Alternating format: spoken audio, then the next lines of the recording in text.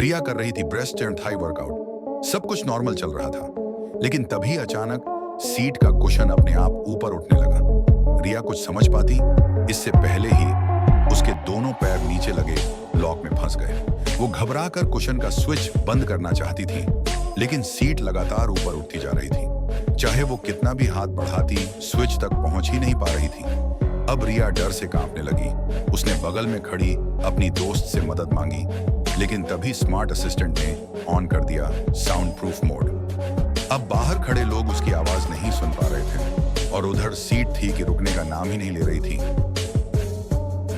दूसरी तरफ एक लड़का पानी पीने ही वाला था, लेकिन जैसे ही उसने बोतल देखी, उसमें था गाढ़ा गंदा सा लिक्विड। उसे लगा शायद ये खून है। फिर भी उसने स्मार्ट असिस्टेंट को थैंक यू बोल दिया। उसे ये तक पता नहीं चला कि वाटर डिस्पेंसर से गिरती बूंदों से सफेद धुआं उठने लगा था। जैसे ही रिया की चीख गूंजी, तेजाब ने लड़के के शरीर को चीर डाला। सिर्फ वो ही बचा जिसके पास प्रोटेक्शन था। दोस्त जब शोर सुनकर भागा भागा आया तो देखता है लड़का तो अब गॉन फॉरएवर हो चुका था। पर यह तो बस एक शुरुआत थी।